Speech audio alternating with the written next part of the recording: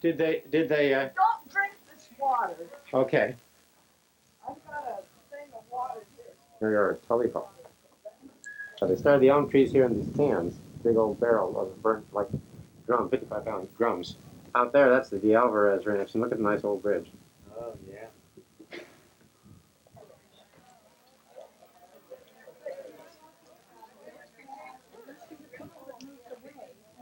Left their bones there, but the ones who stayed probably moved some of the bones to King City. Oh, yes, I think Yeah, so. because I Willa presume. Taylor was just asking Oh, she's about. worried about somebody Yeah, there. And it's maybe perfectly yeah, fine right yeah, there. right. I mean, Perfectly that's fine where right they there. live. Pearl, I meant to ask you, but next and back of your place, there's another old barn, and I guess there was a house back there, wasn't there, at one time? At my house? From your house, but on the, back toward the hills on the west side. That's our property. Yeah. What was that name that was back there at one time? Well, Lynn Place maybe Lynn. 4 years ago. Uh-huh. I think that would have been my relatives. Oh, was they were your relatives? Oh, I see, yeah. And then, of course, in later years, we called it the Nielsen Place because they lived there, and we used to call it the 4-H place because they had 4-H there. And we lived there 4 months while we were having our Oh, you did? Our house built. Is the house still back there? Rock and ruin. I haven't been in it for so long. Some of my family just lately have gone down there, and they said it's bad. I said, well, I haven't been in there for a long time. How did all that plumbing go that you were doing out there? Great, thanks so much, Pearl. No. So that those eucalyptus trees, we were just here in Georgia, a couple of sisters named Sawyer had the place, there was a house there. Those chairs for Louise to sit on. And excuse me, you said they were from Maine, though, those sisters? They're from Maine. That's been gone a long time, that house? Oh, yes. Yeah, yeah. But you And knew one of them them? married a Sawyer. Uh-huh. I don't know if he was a railroad man. Oh, I was trying to prop that floor. And which one was the Associated Oil 4-H? The 4-H Over site? here. Oh, the one that Roy Bray mentioned, it's up this way? Yeah, that's 4-H. Oh, up on here, okay. And then the Alvarez is right next to... What about the corrals right next to the creek? Was there a house in there? I don't think so. I don't recognize those. But the Whites lived on the other side of the creek. Oh, they did. Then I know where you mean on the other. That was the Whites. That was Whites. Very good. Right across the county line. Yeah, right. Uh-huh. Tully Hall. Okay. There we are. There they are. I'm actually on the tour. Okay. And then I got to pull back a little. That's right. And there's I need to get Brandy. Tony. All right, very good. And there's the surrounding scene and the tree he picked berries from. Got to get that. All right. Very Okay. good. Okay. Yeah, do I just push the... There goes three. Okay. And Roberta. We're going inside. I'm just going to take an overview of everyone inside. I'm in trouble, Well, I'm glad. I mean, no good rattlesnake's a dead one, I think. All right, any snake. That's right.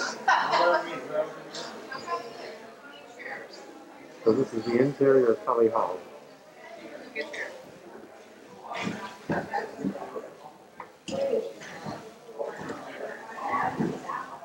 There's a kitchen down there now. And stage. And a bigger stage. Where the big tree is, that's where the old house was. Yeah. And then the little tree sits to the left of that. And that's where my children were born and raised. And then after Carol's mother went to Capitola, well, then we moved into the old house. Okay. And then Associated 4-H was across the road, we're just saying. Where the little trees, all the little trees. Yeah, great. Catherine, are you related to the Alvarez that was in the Tully family? Because I saw that in the book, way back. I mean, that was early. Edwin Chafin Tully was very interested on the Alvarez. Yeah, very good, very good. And for Bill Bartosh and Roberta to get it all together for us. And Roberta did the work, let me tell you. Now about this call, I have to go way back to the year of 1860, when two men, a tall Irishman named Edward Chapman Tully, and his tiny little brother-in-law, who was Spanish Mexican, named Francisco Alvarez, rode into a little valley 25 miles east of King City, and they found all this luscious grass.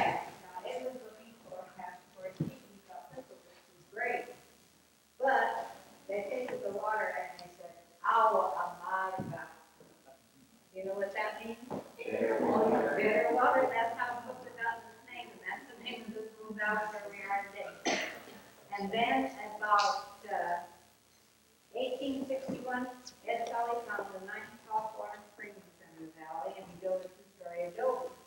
And in 1862, he moved his family into Goodwater and Gilroy. They were the first settlers in the valley. Then it goes on to about 1884, when this school, this very building where we are today, was built. Only a little bit different. About where that stairs end, there was a wall there. And there was no door there, there was a wall there. And then when there was a blue door towards there, that was the school. And then 1917, oh, before that, my mother can remember when the horses, the farmers would come with their teams, trundle in the gate, fasten their teams out here, and take the horses straight in, let them eat the hay out of the bed of the wagon. They had quilts for the to nestle the babies down, and they danced and they danced and they danced till dawn. And they danced the polka and the shouting and the quadrille, and they had a great time. Then it kind of quieted down, but it still remained a school. So in 1917, when I started school here, in this very room, my two cousins, Jernigan and Francis Tully, and I came to school in a little two-wheel cart pulled by one horse. And some, now up here at Lewis Creek, the Jeffords, Alma, and Lincoln came by horseback to school. And the Braves came from that way. And nobody, of course, had cars in those days, so they fastened their horses and we go to school. In 1918, Llewellyn joined us. Llewellyn Tully, the three of us in that car. Three girls, about 6 foot Llewellyn floor.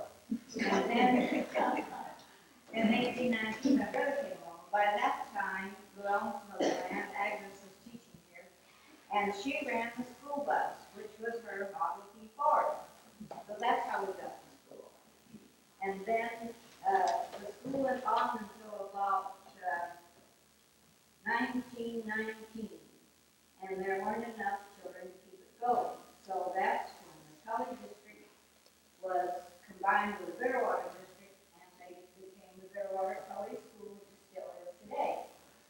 Well, this all went through metamorphosis, believe me. They added a supper room on there that was just about the size of this room. And this became the most famous dance hall in the whole country. Every other Saturday night there'd be a dance here, all through the spring and summer. The cars would come rolling in, park out there, and the men would sit outside, and the women would come in and jabber away. Then the orchestra would come in, and the most famous orchestra that ever played this hall was the Reynolds family from King City, and could they play, let me tell you. And this platform was built especially for the orchestra. And they come in that door, and all the jabbering would start, and Rilla would come and sit up here. Her piano was across there. And then little Sammy was only 8 years old, his drum was there. And then in between they had saxophones and different things. And Paul McCarroll played the mandolin, he played the violin, he played banjo, and he was the leader of the group. And oh, did they make music. So finally the hall would start to fill, and the best picture of all. There were two factories here that were associated off with the pipeline went through the line, and boy did they like to dance. Then you get the natives in the song, you had some fun. And pretty soon the call would come, all join hands and circle around the room. So here they go, all here. Gents to the inside, ladies to the outside. Ladies go to the right and gents to the left. And then would come the call, grand, your partner and dance right and left. They grab one next and dance around. Well, my husband was about 12 years old then, and over in that hall there was always a bunch of guys. He'd stand there and he'd wait till a real lonely guy was right next to a group of girls, and he'd holler, Paul Jones. And they'd go dancing around. And then he'd be quiet, and then he'd wait till a real ugly guy got a real girl, Paul Jones. He'd get that click out of hold and threw him out. Then the dancing would go on and on and on. And finally would come the supper dance. But before that, there were always two of us little girls would have to go. So there was a ladies' chick sales in that corner and a gentleman's chick sales over in this corner. So we'd go down the two stairs into the supper room, and there was a long table, about 3 of those tables, and all the women, of course, furnished all the food. Sandwiches,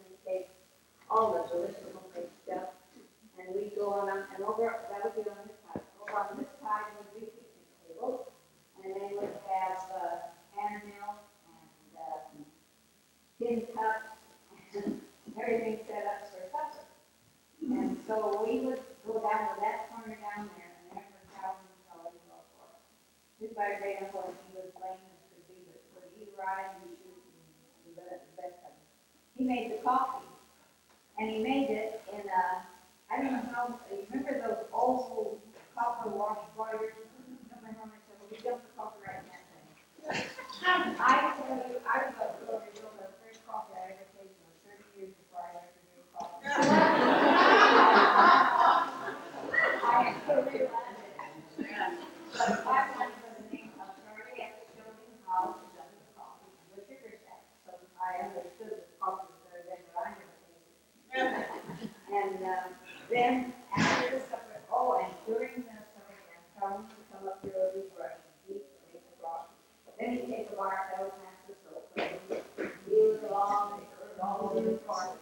He never had to polish it because the kids would come in, all those boys would playing around outside. They'd come in, they'd start down there, and they'd slide and bang the wall, and they'd turn around and bang down there.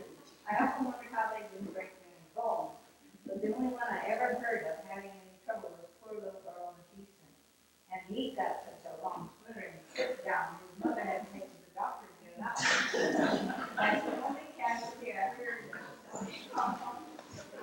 And after the supper dance would go on and on and on. And about that time, I said on hard bench long, and I thought it would go. Pretty soon my cousin would charge me down to Christ. Maybe we hadn't said 2 words all night evening. Maybe we went down and we'd sit there and watch the dance and go on and on. Pretty soon I feel it on my shoulder and his head is on my shoulder. Before long, my head was on my shoulder back into the dance but it certainly wasn't for the rest of the dancers. Calvin would go around past the house, pick up more coins to keep the art to go. And then play, and then play, and then the most famous 3 songs everybody connects to tell it all. One of them was whispering, whispering while you have me. And the other was coming all around, my honey. And the other one was real with thrill, the chorus on the piano. It's 3 o'clock in the morning, we dance so. And they argued the doctor would bring Calvin would pass the hat around. They'd keep waiting. And the sun, nearly always, the sun would be peeking over this mountain back here before the car straight out the halls of the hall. And for 8-year-old too big to carry, paralyzed with sleep, dragged like an old rubber doll across the front of the door. And you have to be dragged from the car. And you get out in the yard and everybody say, see at the splash? You want the splash? They come home and when you sleep, they jump wherever they have the car and go to the Blue Jay splash.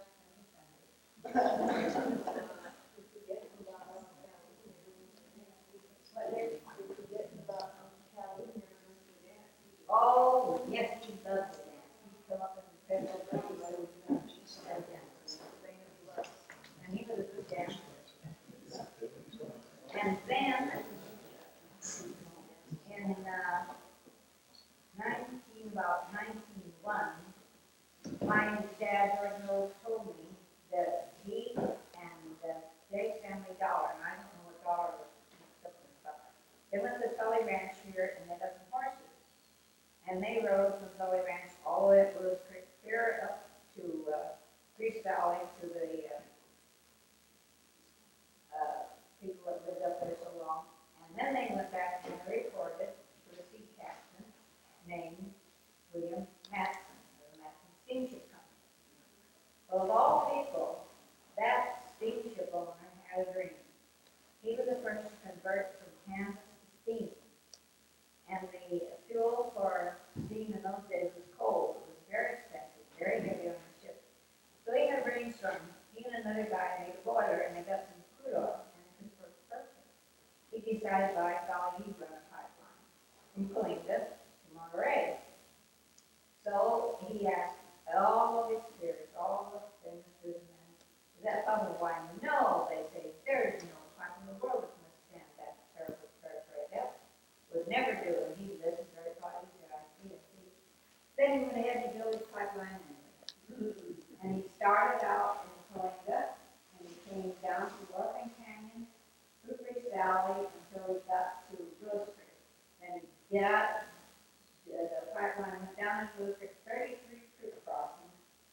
came up down here, and then it went all the way up through Clearwater, and just in Clearwater, went up to the 65 Hill, crossed Hopewell Hill, came out at Nance, and it went to Soledad, and then it followed the highway up to Gonzales and Tully, almost worked up Tully and headed over to the river.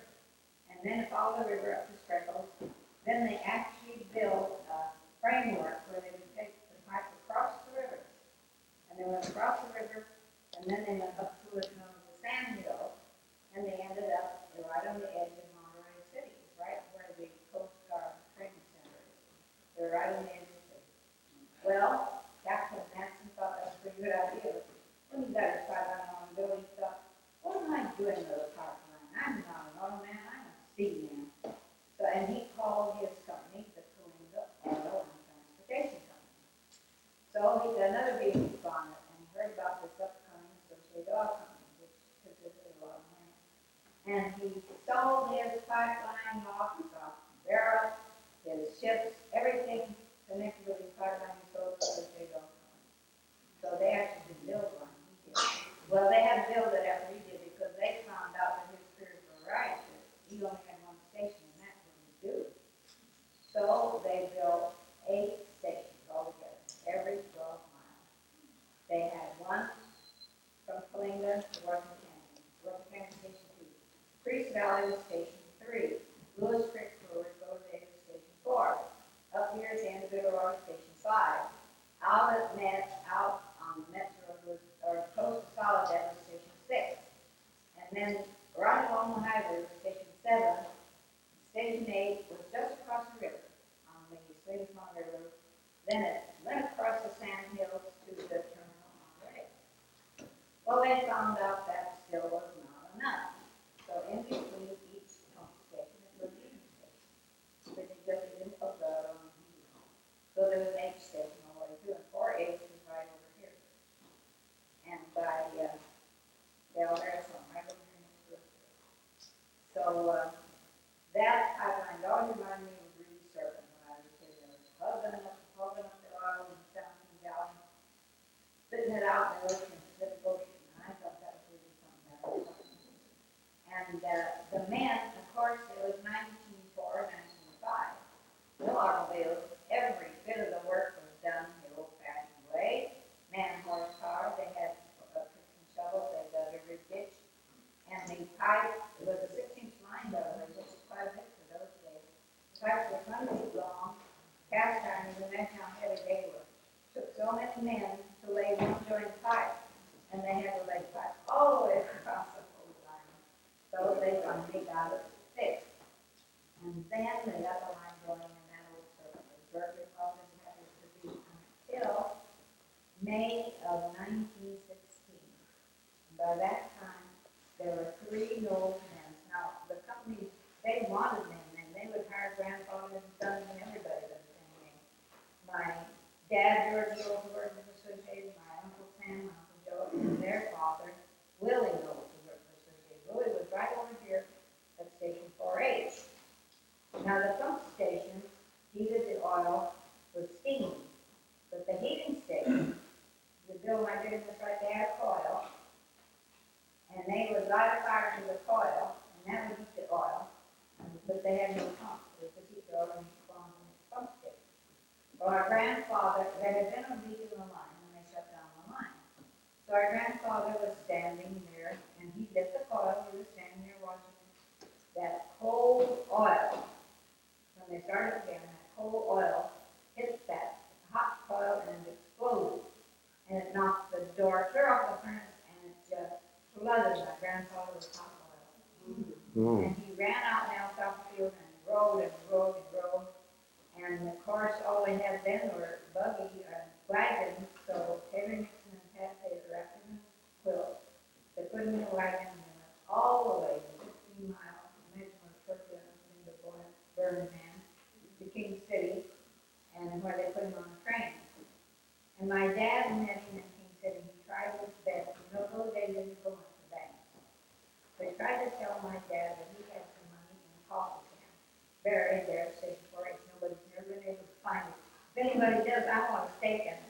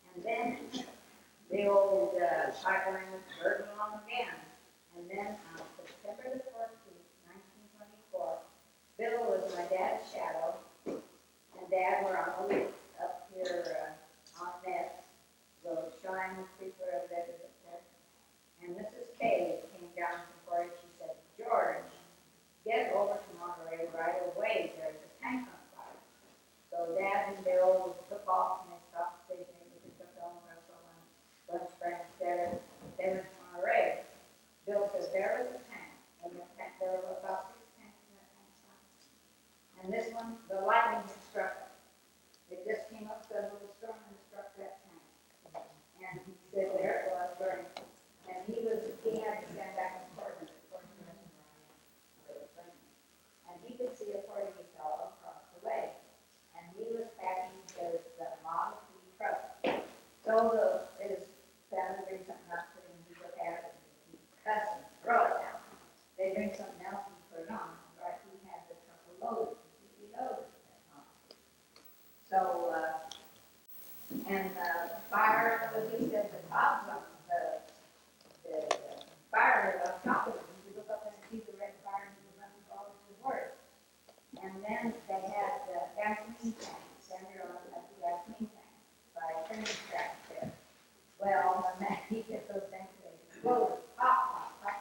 I'll bet you Mark must have been times that and he was going to start like nobody knew. But he finally got enough away from it, which he did send him. And then they had a terrible time. It was in home. It took I don't know how many homes. That's what I'm coming to.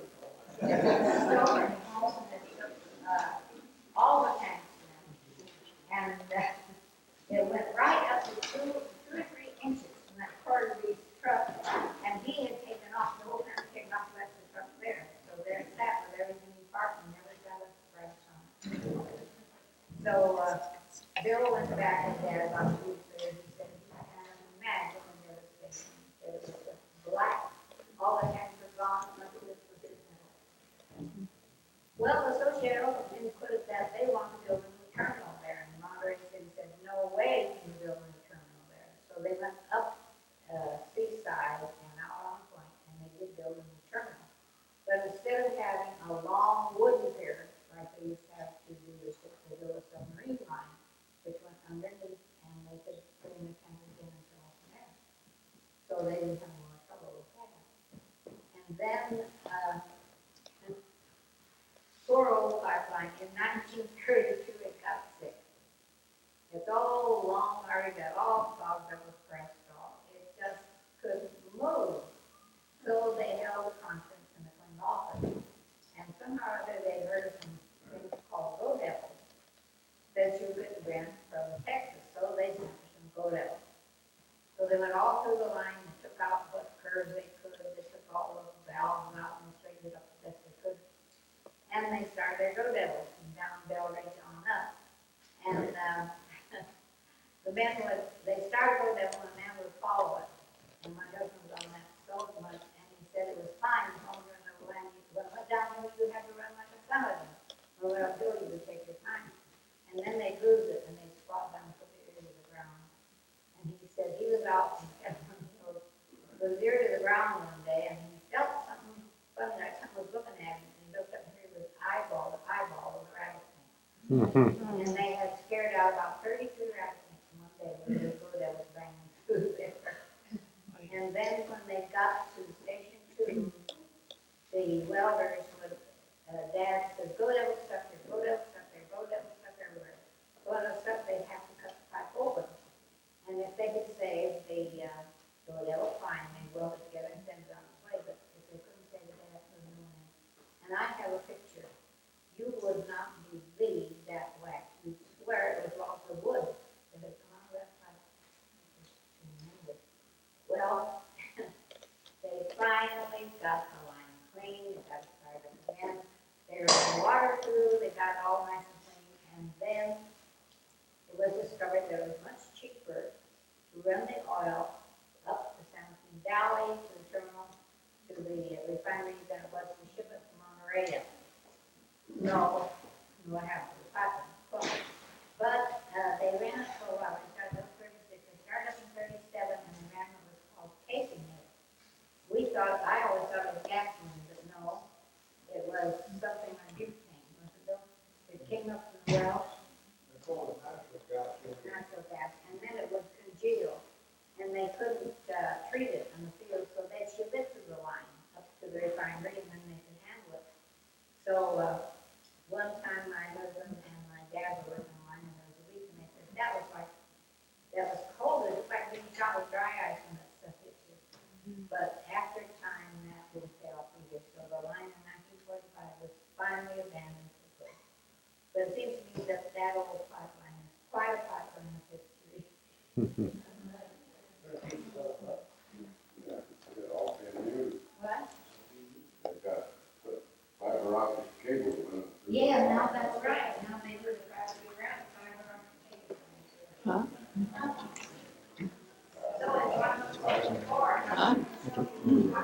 I'm my own Tully. Thank you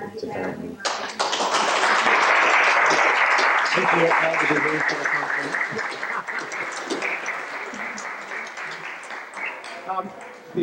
Before we stop here, we're going to go to station, yeah, the pump state 4, and on the way up, we're going to see some things that you might help interpret what's still out there. And I know Alberta, you mentioned something that's kind of interesting. You'll really notice these things. So this is Alberta Wrist.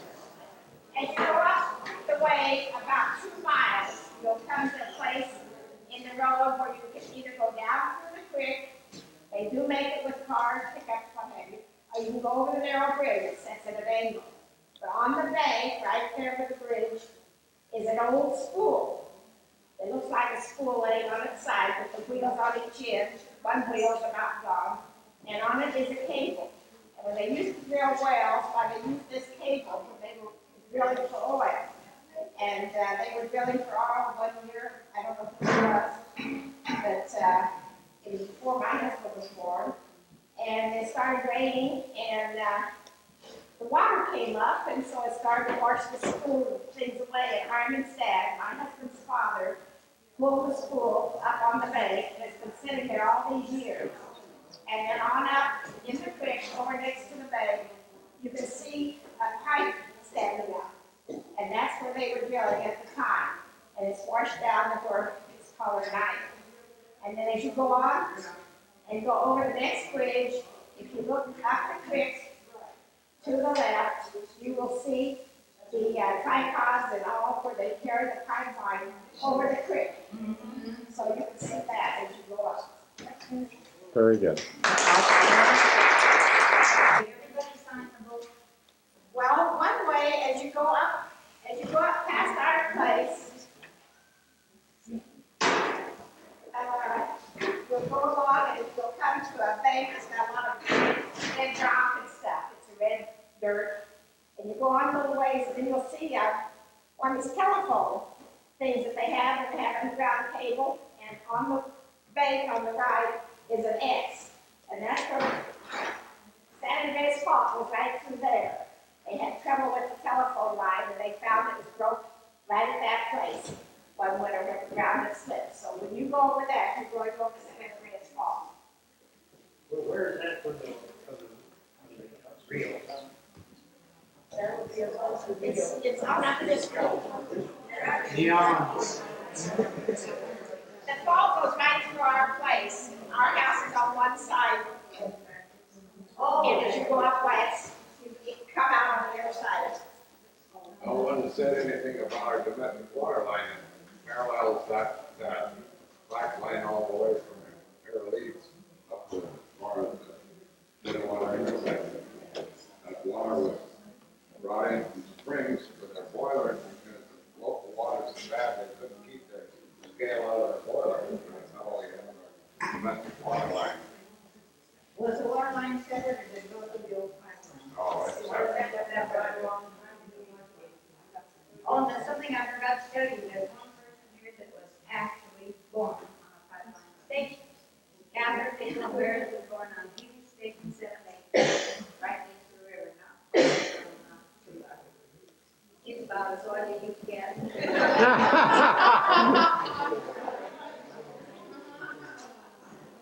And we're going to see, what are the buildings we're going to see up there? Just we can hear a little bit better here. Oh, I really don't know what's up there, but I think there's part of the boiler room there and some of the old houses.